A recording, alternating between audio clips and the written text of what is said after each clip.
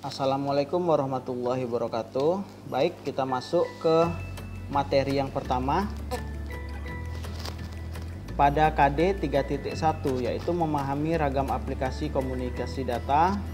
Kemudian KD 4.1 menyajikan karakteristik ragam aplikasi komunikasi data, di mana indikator yang harus kita capai nantinya kita dapat menjelaskan berbagai jenis aplikasi komunikasi data, kemudian menjelaskan karakteristik aplikasi komunikasi data, dan terakhir nanti kita dapat mempresentasikan ragam aplikasi komunikasi data. Tujuan pembelajaran kita pada hari ini, yang pertama menjelaskan tentang berbagai jenis aplikasi komunikasi data, kemudian menjelaskan karakteristik, dan terakhir menampilkan berbagai jenis aplikasi komunikasi data beserta karakteristiknya. Komunikasi data. Apa itu definisi komunikasi data? Jadi definisi komunikasi itu sendiri identik dengan suatu sistem yang dipergunakan oleh seseorang, lembaga, atau alat dalam memberikan suatu pesan kepada orang, lembaga, atau alat dengan harapan orang dalam suatu lembaga yang menerima pesan tersebut dapat mengerti isi dari pesan tersebut. Nah, kita tinjau lagi ke belakang. Komunikasi. Karena kita mempelajari komunikasi data, kita harus tahu juga dasar dari komunikasi data tersebut. Komunikasi. Apa itu komunikasi? Menurut bahasa, komunikasi merupakan sebuah kata yang berasal dari bahasa Inggris, yaitu communication. Sedangkan kata communication sendiri secara etimologi berasal dari bahasa Latin communis, yang berarti menjadi milik bersama atau berbagi. Sedangkan data berasal dari sebuah kata datum. Datum sendiri memiliki arti materi atau kumpulan fakta yang digunakan untuk kegiatan analisa. Sehingga menurut bahasa dapat disimpulkan bahwa komunikasi data yaitu pembagian materi atau kumpulan fakta. Sedangkan menurut istilah, komunikasi dalam jaringan merupakan sebuah pertukaran data antar dua perangkat yang perpindahannya melalui media transmisi tertentu. Jadi menurut istilah, komunikasi data itu adalah mengirimkan pesan melalui media transmisi tertentu. Jadi ada medianya. Kemudian media transmisi ini dapat digunakan sebagai media pertukaran. Salah satunya adalah kabel. Jadi contohnya ada kabel. Kalau sekarang populernya wireless tanpa kabel. Pertukaran data sendiri dapat tercipta apabila perangkat yang digunakan memiliki keterkaitan satu sama lain dalam sebuah bagian sistem komunikasi, baik lokal maupun secara luas seperti internet. Jadi perangkat komunikasi data ini juga harus terkombinasi antara hardware dan software. Nah, masuk ke materi selanjutnya, ada fungsi dan tujuan komunikasi data. Jadi komunikasi data ini dibuat dengan tujuan apa? Beberapa di antaranya adalah yang pertama, efisien.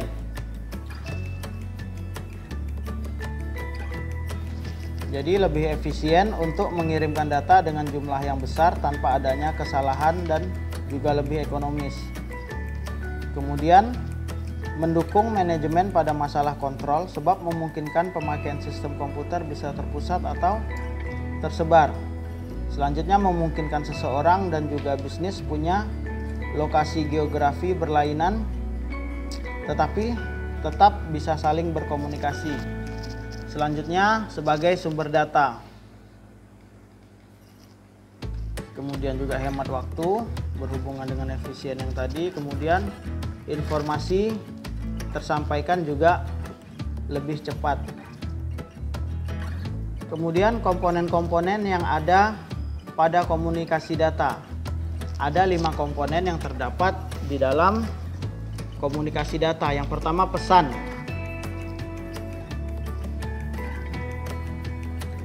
Jadi pesan di sini adalah datanya ya.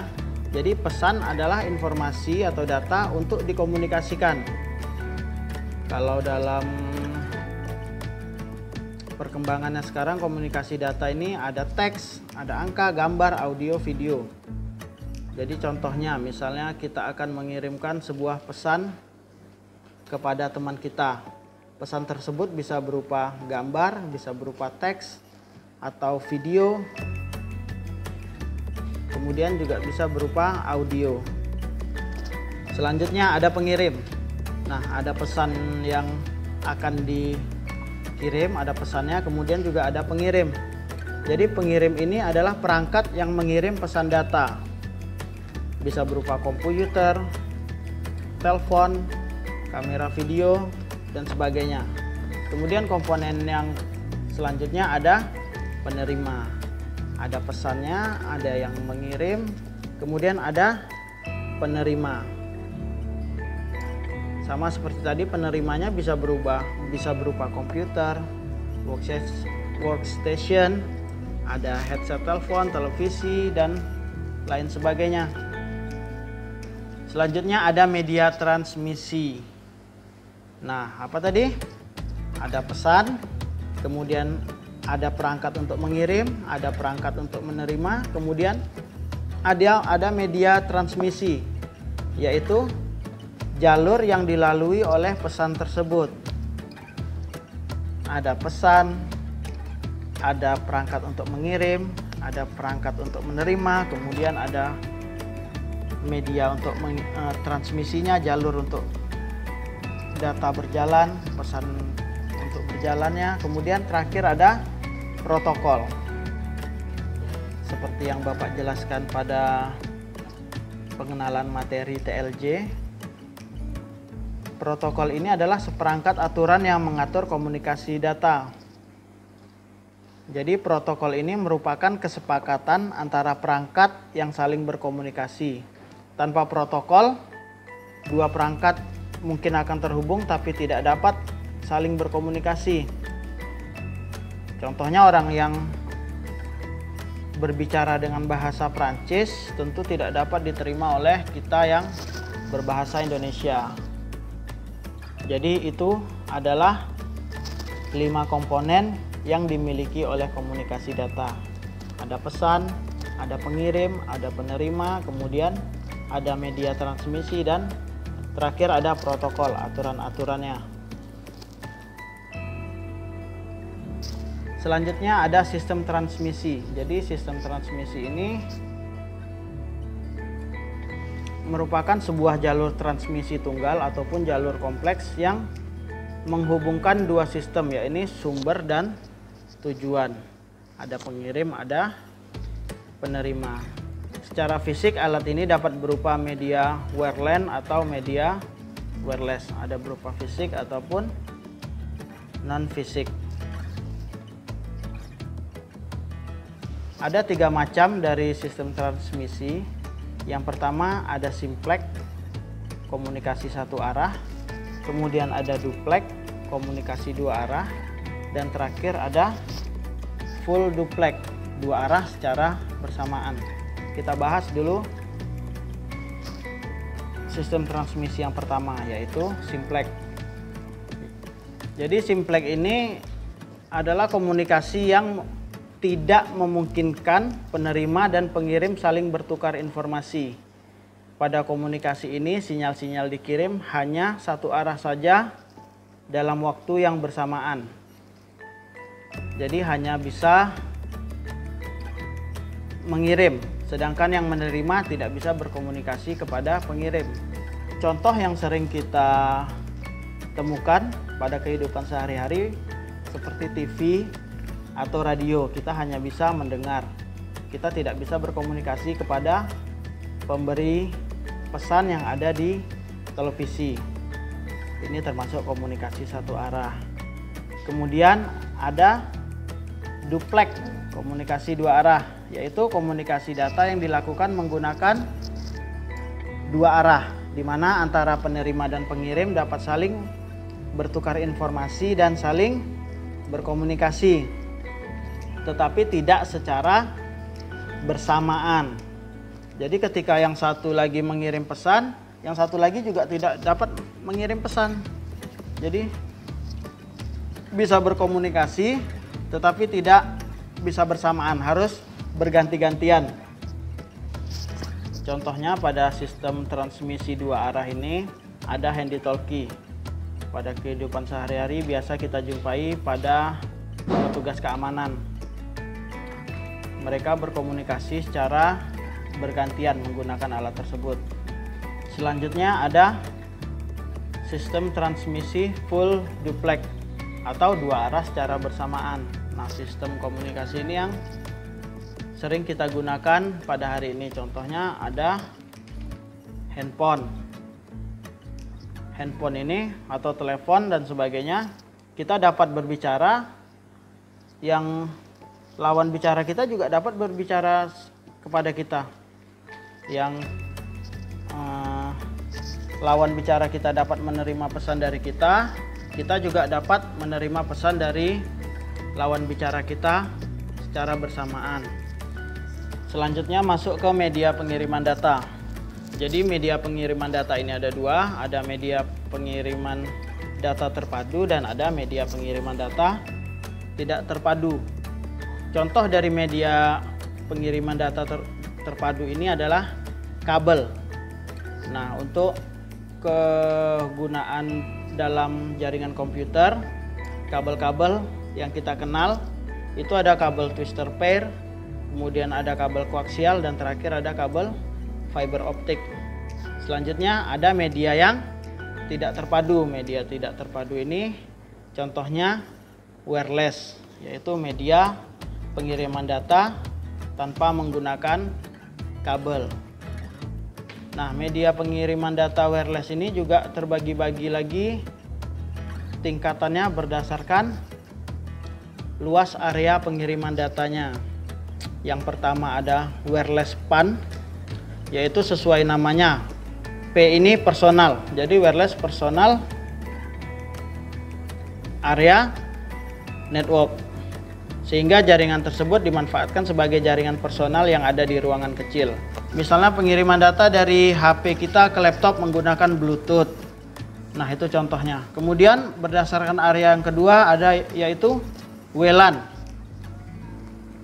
WLAN ini memiliki jaringan yang lebih besar lagi. Kalau tadi hanya sebatas personal dari satu perangkat ke perangkat lain dalam jangkauan yang kecil, kalau LAN ini bisa mencakup area seluas gedung. Jadi kepanjangan dari WLAN ini wireless local area network. Jadi jaringannya lebih besar lagi. Kemudian ada contoh dari WLAN ini, misalnya hotspot. Hotspot yang kita pasang di rumah kita misalnya mencakup area seluruh rumah, atau area yang dipasang pada sebuah gedung atau gedung sekolah, kantor dan sebagainya, hanya mencakup pada sebatas itu. Nah, selanjutnya ada WMAN, Wireless Metropolitan Area Network. Jadi areanya lebih besar lagi, itu sebatas kota. Contoh teknologinya ada WiMAX.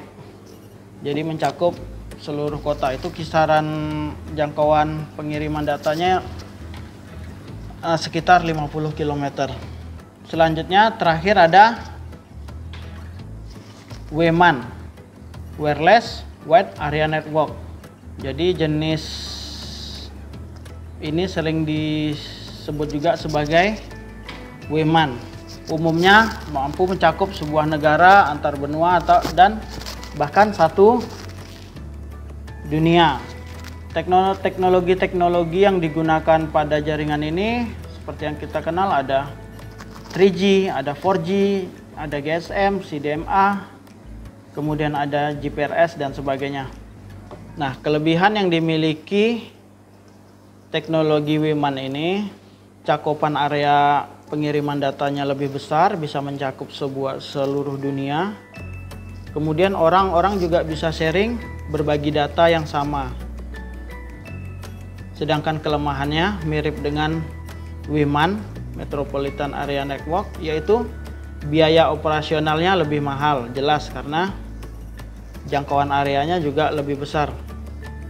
Kemudian juga cukup rentan terhadap ancaman dari luar atau hacker.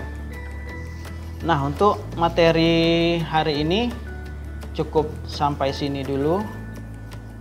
Kita lanjut di pertemuan selanjutnya, yaitu komunikasi audio. Kita sudah bahas komunikasi data.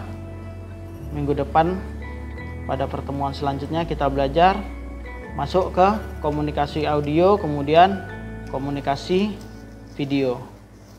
Terima kasih, tetap jaga protokol kesehatan. Wassalamualaikum warahmatullahi wabarakatuh.